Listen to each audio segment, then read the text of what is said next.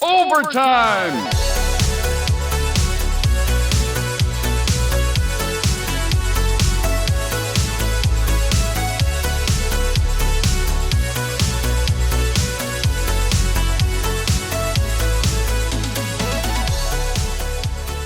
Every year around this time, I release a new annual holiday gift guide filled with ideas for Christmas presents and other presents for yourself or somebody else, whoever you want to treat, whoever is the arcade enthusiast in your life.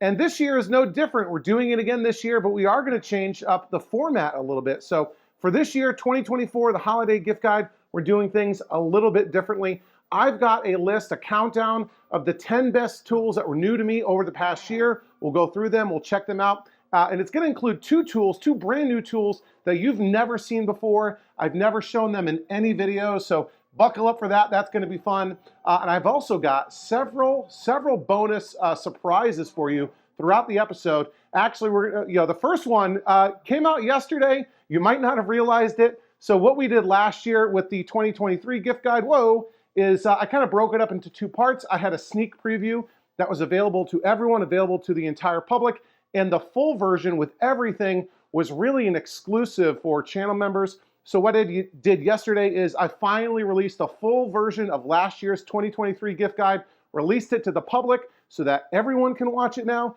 and that came out yesterday, so that's your first bonus, but you're gonna have to stick around all the way to the end to check out the other bonuses that I have in store for you today. So with that out of the way, why don't we get started with our countdown of the top 10 tools new to me this year. Let's go!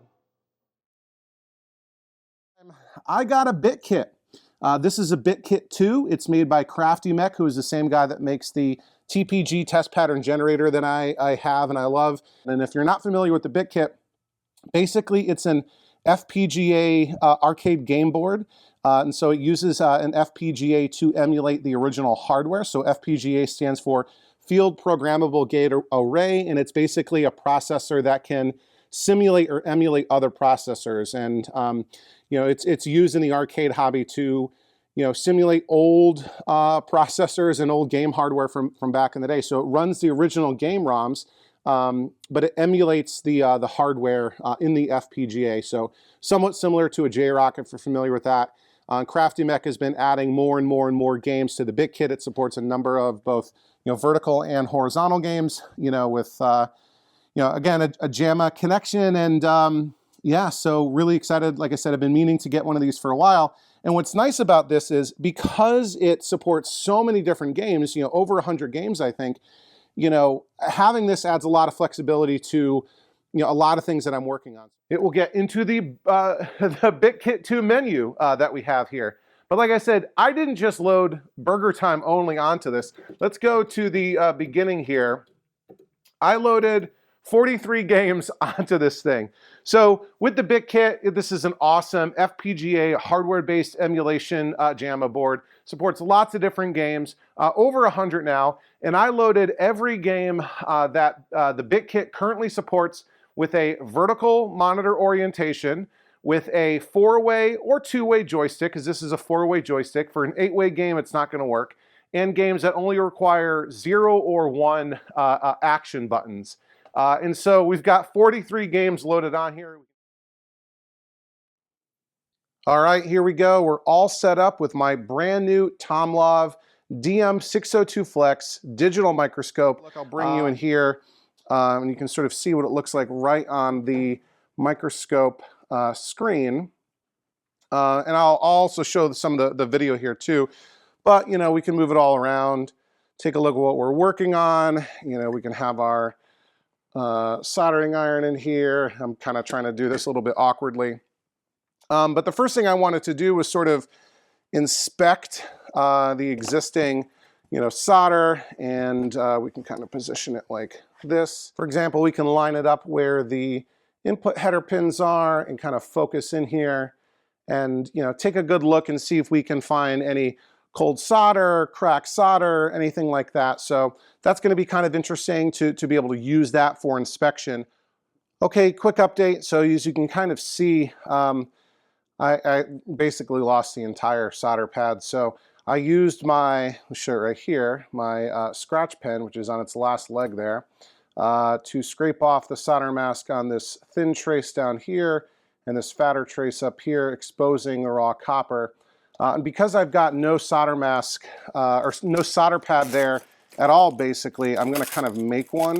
I've got some solder tape that you can kind of see right here. I'm going to cut off a little teeny tiny square, going to sort of cut it to size. I'll poke a hole through it, and then hopefully that'll give us something to solder into. All right, so that's what we want to solder. Let's do this here. All right. Okay. But now what I need to do is clean the vias out, the holes out in the PCB. And again, rather than using the desoldering gun, which Mike was talking about how often you can, that can damage a PCB, especially pads. You go over the component leg, you apply heat, and then you kind of move the desoldering gun around while holding the trigger to activate the pump. And for lots of PCBs that have kind of fragile or delicate solder pads, that's a great way to actually damage solder pads. You rip them, you tear them, they come apart. And for me, on average, on a given typical cap kit on a monitor chassis, I average about one solder pad per monitor that I end up damaging and then having to repair somehow, either kind of gluing it back down or bending a leg over to bridge to the next point. And with this technique, it sort of really minimizes the likelihood that you're going to damage the pad that way. But we still have the issue that we have to remove the solder that's in these old joints. One of them looks relatively clear and the other one is full of solder. So to clear out this, the old solder from the via, Mike actually uses solder wick. And I've had some old, junk stuff for a while. I think I got it for like $1 from Bob Roberts back in the day. This is actually much nicer solder wick or copper braid from Chemtronics. I'll put a link in the video description down below if you want to pick some of this up. This is much higher quality copper braid solder wick. This actually has a flux kind of infused into it, so I don't need to add any more flux. And essentially what you do, and you've maybe seen this before, I typically don't do this, is you just kind of hold, use your soldering iron to hold the braid over the old solder, and like the name implies, it wicks it right up, and then you can move to another fresh piece of the braid, and that removes the solder almost instantaneously. But again, we'll take our Chemtronics solder wick, and we will clear out the old solder really quickly right here. That's one. This one's almost already done. Here we go. That's two. Look how nice that is. Okay, this is the TOPDON TC004 handheld thermal imaging camera, and this is what we're going to use to measure the temperature of the flyback, the hot, and the voltage regulator. I've kind of wanted to get one of these for a while. We've got the controls here. Again, I'll just turn this on. So as I move the thermal imager around, we'll get sort of different temperature readings. And lining it up, and hopefully, it's kind of weird to do this with two hands. I'm aiming at the hottest point on the flyback, and let's call that 110 degrees. All right, so I'm going to write that down. Again, weird to do this with two hands. 110 degrees Fahrenheit for the flyback. Then we'll move some stuff out of the way here that's in my way.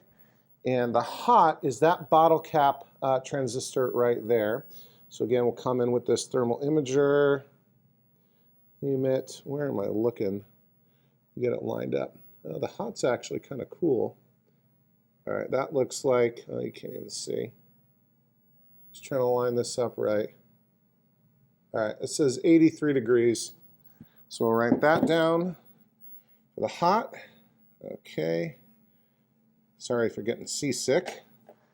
And the voltage regulator is over here. And lining that up. Call that 80 degrees. Okay. So this is I think you pronounce this CC. It's a cordless soldering iron station kit. You know, I've got actually a couple of different soldering irons. You see me use my Hakko all the time. I do really like my Hakko, but it's kind of, you know, it's meant to be a stationary thing, whereas this is a portable soldering iron. Basically has a Makito compatible battery that powers the whole thing, so it's completely cordless. I mean, the soldering iron itself has a wire that goes to the base, but it doesn't need to be plugged in. It has built-in helping hands, and yeah, this could be an interesting solution for, you know, bringing down into the basement or taking on the road and doing some quick soldering work. Looks like it goes up to 932 degrees Fahrenheit, which is great because I actually run a hot iron of 800. All right, I think we're pretty well charged now. Still not quite at 4, but I'm impatient, so I'm going to install the battery onto the unit, and I think we are good to go. So I'm going to turn this on. Let me tin this just a little bit more. Okay, that looks good.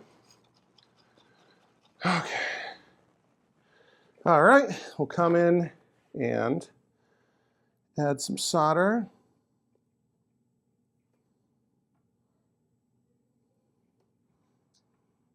Okay. There we go.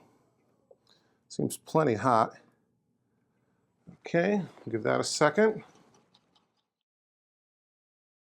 This is my brand new router, using it today for the first time. This is a DW618. This was recommended to me by both Tony Arrowwood and Jeff Kinder, two guys that I really respect a lot, especially for cabinet restorations. And if these guys both recommend the same thing, then that's definitely good enough for me. I've got a flush cutting trim bit on this router, which is this right here. It's a Freud. Apparently this is, you know, really good quality, and yeah, this is a flush trim bit, so it's got a little bearing here that'll run around the original material, kind of tracing that, using that as a template, and cutting out the new material. Now, all right, turning it on. I'm just going to come over.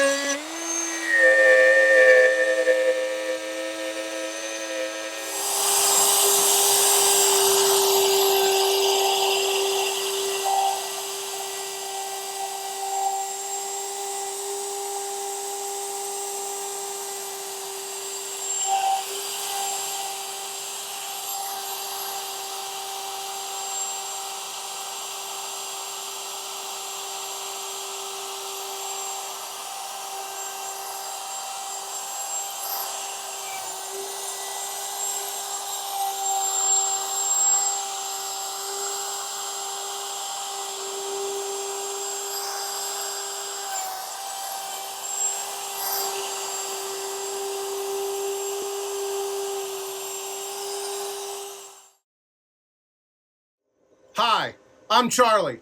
Welcome to Overtime Arcade. This is my first ever attempt at welding.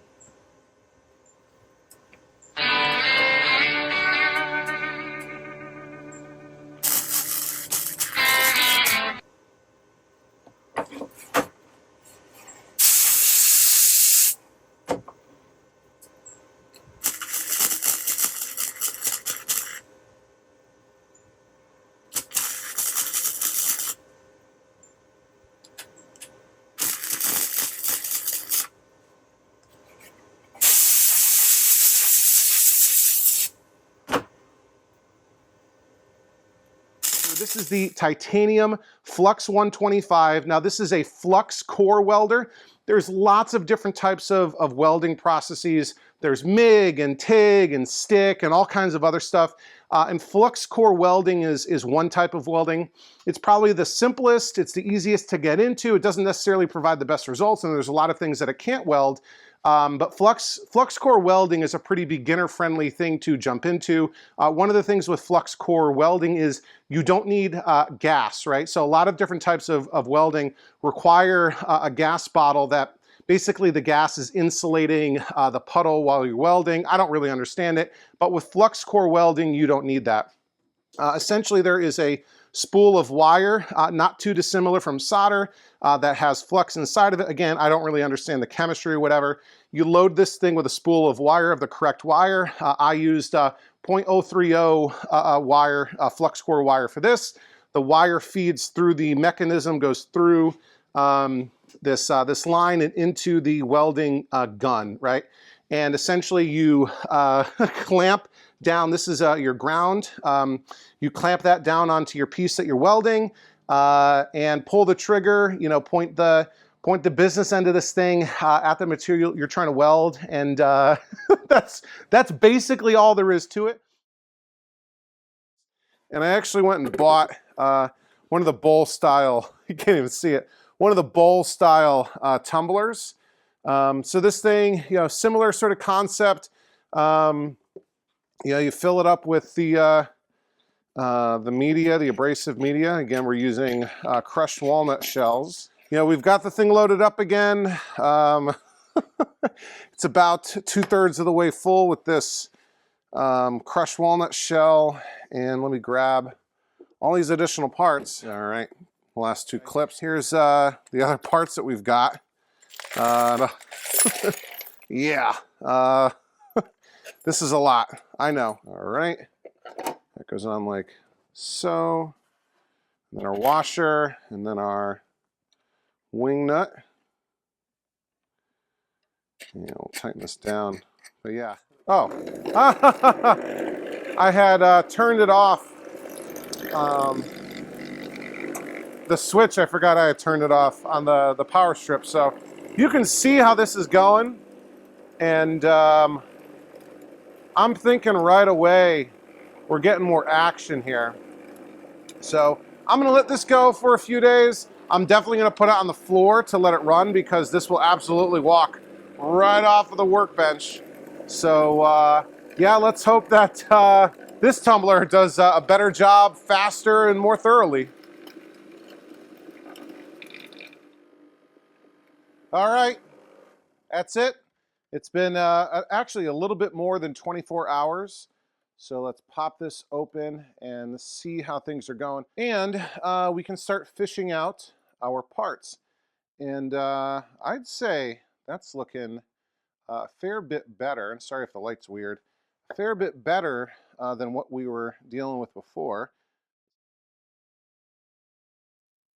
Okay, for the first of the 2 completely new tools that I'm showing you for the first time today, I've got this. This is a Kaiweets KTI W02 thermal imaging camera. So yeah, another thermal imaging camera. This also was sent to me to check out by the seller, and this box is kind of nice. It's like a high quality box here. A bunch of info on the back of what it comes with. But not a ton of information. And just for comparison, this is the other thermal imaging camera that I have, the TOPDON one. This box is much bigger, but it's sort of a more normal kind of corrugated plastic or corrugated cardboard.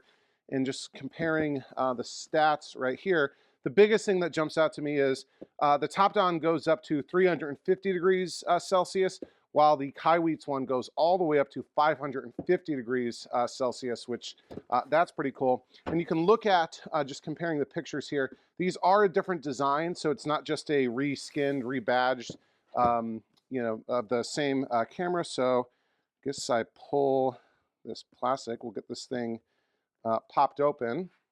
All right, there we go. Says there's a magnetic thing. There we go. Okay, cool. Yeah, this is nice packaging.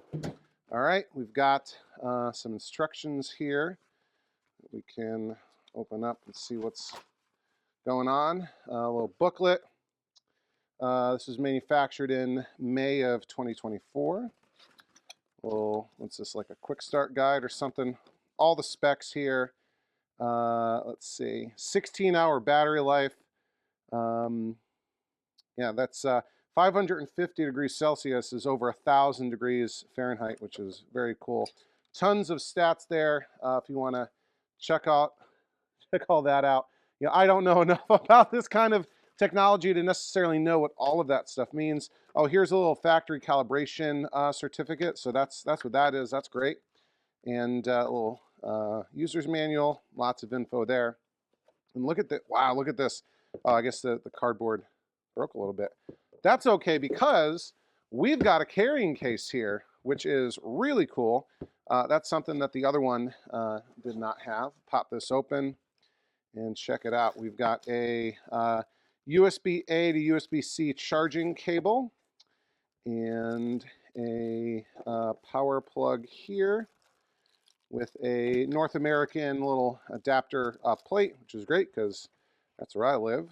And here is the device. This is a lot smaller, so that's really cool. Let me grab the other one. We'll take a look at it for comparison's sake. So the other one does have a little holster, but not a rigid carrying case like the new one. So here's the TOPDON in comparison. And I don't know how well that's showing up on camera. This thing feels about, I don't know, 30% smaller. The screen is a little bit smaller, but very, very close. You know, controls are a little bit different, and they both have little, you know, screw mounts at the bottom. Put them on a tripod or something. Let's power this up for the first time.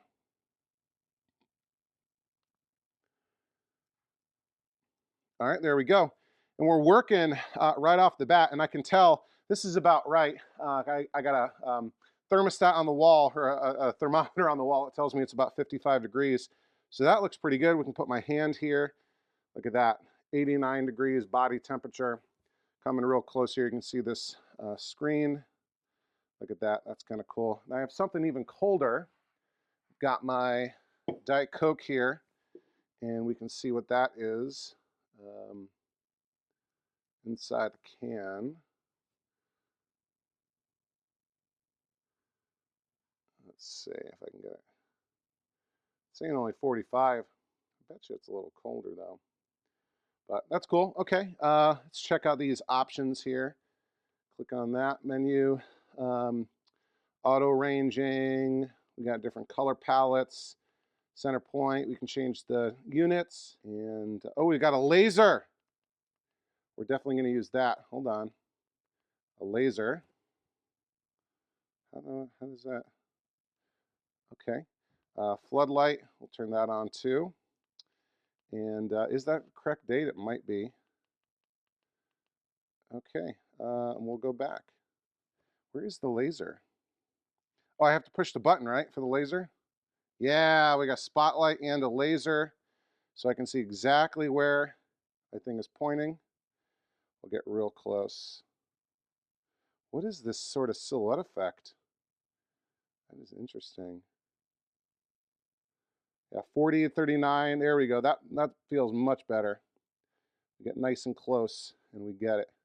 Yeah, look at that little laser pointer, if you can see it on my hand.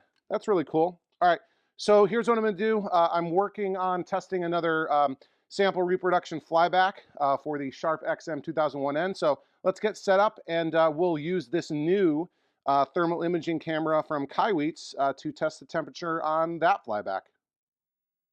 Okay, I've got the monitor running here. Again, this is a Nintendo monitor. It's a Sharp XM 2001N from my PlayChoice 10. And if you recall, we've been having issues with reproduction flybacks with this type of monitor. Peter from arcadepartsrepair.com is working on a new set of reproduction flybacks. He sent me another sample that I've been testing, and things have been going pretty good. Here it is right, like obviously you can see the monitor's working. Here it is, you can see it right here. And I've done all the measurements and testing. I did a 24-hour test, but we'll come in here with our new Kaiweets thermal camera, and we'll do some additional checks. And look how fast this thing boots right up. And so we'll check the temperature on the flyback, the hot, and the voltage regulator. So the flyback is right here. And let me see if I can get my camera to adjust. All right, there we go. And we'll take a look right at the flyback, sort of pointing it at the hot spots. And we're right around 102 maybe, which is not bad. That's a lot lower than the OEM flyback. We'll come in here and look at the hot, and the hot is looking pretty cool, about 75, maybe a little bit higher than 75. That's great. And then we got to come over here to get to the voltage regulator, sort of stick it in there, and we'll hit it with the laser, and that looks like 97, 98, 103, so 106, not bad at all. The hottest thing, not surprising, is the the horizontal width coil, which is like 160 right there. So yeah, this thing is really actually quite nice. I like how small it is. I like how fast it turns on. It's got the spotlight and the laser. So this might actually become my new go-to thermal camera. I like the carrying case, and it's really around the same price. I think the suggested retail price for this one is higher, but with the sales going on, it's basically the same price as the other one. So yeah, thumbs up on this. All right, and the second all-new tool that I have for you today is this. This is a ANENG, I think that's how you pronounce it, A-N-E-N-G, ANENG, A3009 mini pen multimeter. So, you know, this isn't going to replace my Fluke 117, my really trusty go-to digital multimeter, but this could be a little good, you know, backup or travel multimeter. Just throw it into a tool bag or something like that. So we'll cut open the box here and see what we got. Slide it open. I can tell from the box that this thing is really small. So here is our manual. It says voice. I don't know, does it actually talk to you? So we've got some parts here, some probes. We've got a alligator clip, which is nice. Something that maybe that's, I don't know, some interesting tips there. Here is the actual multimeter. And yeah, this isn't much bigger than like a Sharpie. So that's really interesting. It's super, super light, super light. You can see, look at all this. I don't even know what all that means. Different settings. Who knows? All right, let me get the batteries installed in this thing and we'll fire it up. Okay, I figured things out a little bit. So looking at the side here, these actually tell me what the ranges that it supports are. So DC voltage, it'll go up to 1,000 volts, AC voltage up to 700. For resistance, it has, I guess, two different ranges. Well, for resistance, it'll go up to 60 mega ohms. And I guess this is continuity. It'll give you continuity up to 50 ohms, maybe, I don't know. And yeah, again, this is the ANENG A3009 smart voice pen meter. This voice thing, and there's like a microphone symbol there, which is confusing me. Let's see, for, I guess this is, whoa, capacitance. It'll go up to 60 microfarad maybe. And for diode, 3 volts, temperatures up to 50 degrees Celsius. Yeah, that microphone symbol is confusing me. So I put a battery inside. It actually only takes a single AAA battery. So they give you two, which is kind of nice, spare battery. So batteries inside. You have to plug in your ground lead, common lead, that goes right into the back like this. And there's also like a pen clip sort of thing. So there you go. It comes with also this alligator clip, but this is not very good. Try to plug it in and it just kind of slips right out. There's just sort of a crimped metal alligator clip inside, and I even tried, adjusting it, and it just falls right out. But fortunately, I can take my Fluke one and plug it in, so that holds on much better, no problem. It's more of a rubber boot. This is like a plastic boot, so we'll just go ahead and use this. So let's power this up and maybe try to get the camera to adjust a little bit here. Okay, so we'll power it up for the first time. Already on auto mode. Oh, did you hear that? It does use it does talk. So let me see what happens when I turn it off. It's about to enter steady state. Let's see if I get the microphone a little bit closer. Here we go, turning it on again. Already on auto mode. Interesting. So it does talk to you. So you don't actually have to have your eyes on this screen. This actually is a pretty good screen. You don't, and I'll pull the plastic off. You don't have to have your eyes looking at the screen here, because it's going to tell you what's going on. And I did attach a longer lead right here. Gives you a little bit more room to work with. This is more what I'm used to. Let's try continuity real quick. Here we go. It takes a second because it's in auto mode. And it takes a second to recognize sort of what you're doing. But yeah, so right off the bat there, we're doing okay. Let me move over to the flyback that we're testing on the monitor. We'll check out some voltages. Okay, we're back over at the Sharp Nintendo monitor that I'm testing the new sample reproduction flyback in. And we'll power this pen multimeter up again. Already on auto mode. I'm sorry for laughing, that accent cracks me up. So we'll get our common lead on the chassis frame, and we can come in here, and I'm going to start by checking the B+ voltage, which is just in here. DC 109.7 volt. So that's not bad. It's saying 109.7 volts for the B+. And I had just checked in a moment ago and it was right around 110, maybe 109.9. So that's, I would say, relatively accurate. I'll come in here and check a couple more voltages. This is the GK voltage.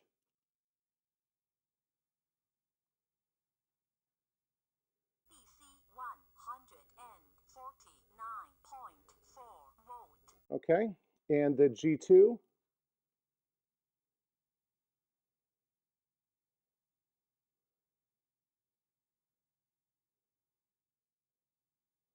Why is it not talking anymore?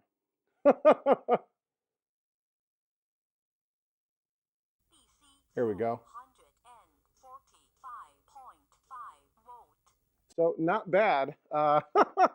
So that's not bad at all. And I'm a little bit curious because it says it also does capacitors. So let me grab a capacitor here.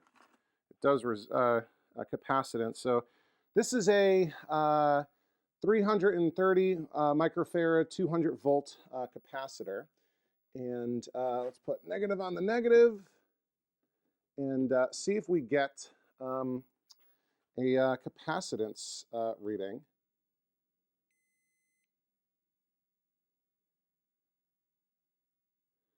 It's given resistance. Let me see if I can figure out how to put into capacitance mode. Okay, I figured it out. Let me turn it back on. Already on auto mode. It's funny.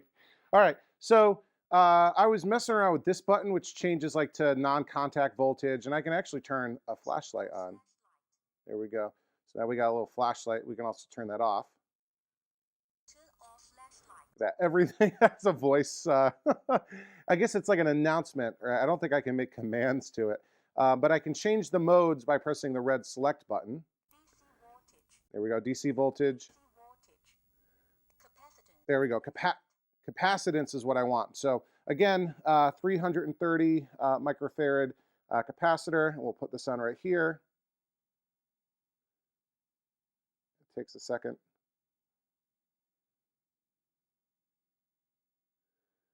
Flash there for a second. Probably because I'm moving it way too much. Let's try it like this.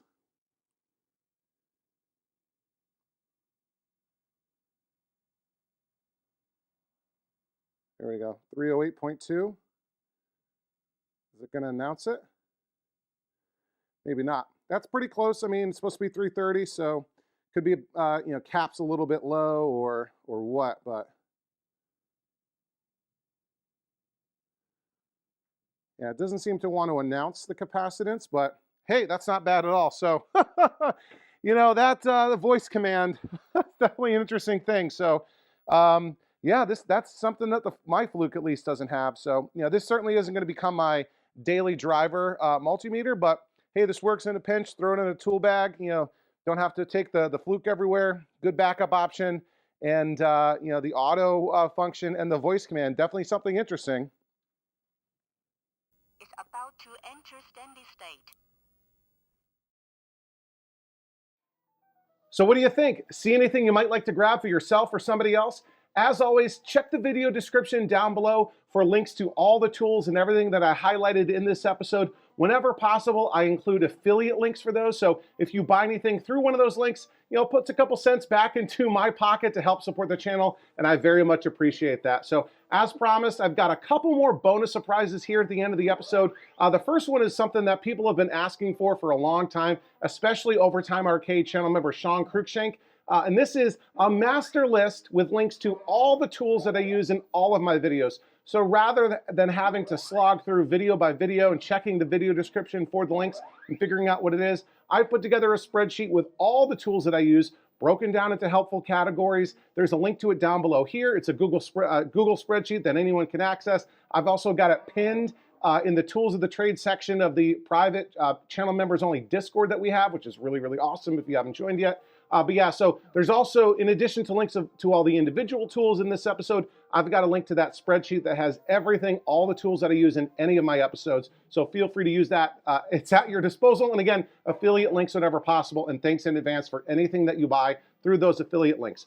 Now, the next bonus surprise I have for you here is kind of a twofer. One, we've got a new limited edition holiday t-shirt in the Overtime Arcade official merchandise store, our swag shop, right? So brand new, limited edition. It's only going to be available during the holidays t-shirt. I'm not going to show you what it looks like in this video. You've got to click the link down below to take you to that store. There's a couple different links. There should be one that Google really highlights, and there should also be one. I'll put one in the video description if you can't find it.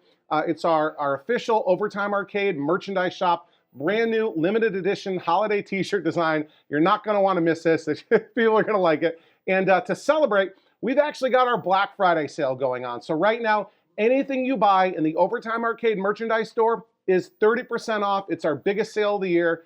30% off anything you buy in the Overtime Arcade official merchandise shop. Again, check the link down below. And again, this t-shirt, this holiday t-shirt is limited edition. Once the holidays are gone, you're not going to be able to get it. So act now while you can. And last but not least, I want to let you know we're doing it again. Arcade Miss is coming back for the third year in a row. The 12 days of Arcade Miss. If you're new to this, what we do around the holidays, around Christmas and New Year's is, I'm off from work. This isn't my day job. If you didn't know that, I have a real job. Believe it or not. But for Christmas, we do the 12 days of Arcade Miss, not to be confused with Christmas. The 12 days of Arcade Miss, which is 12 days in a row where I have new content every single day. There's live streams. There's shorts, there's full-length episodes. We do a lot of really cool stuff. And so that's gonna start with a live stream, a public live stream on December 21st. We're gonna have a bunch of episodes and shorts and all kinds of videos along the way, 12 full days all the way through Christmas. And then the 12th day is going to be a New Year's live stream. We do that just after midnight, East Coast time, every New Year's Day. So, celebrate the ball drop, kiss your spouse and kids, whatever, good night. And then hop on YouTube and live stream with me. We'll have a ton of fun. So yeah, the 12 days of Arcade Miss coming up soon. I got a lot of cool stuff planned. And yeah, I think that's going to do it for our 2024 holiday gift guide. I hope you enjoyed it. As always, you've been watching Overtime Arcade. I'm Charlie, and I'll see you next time. Overtime!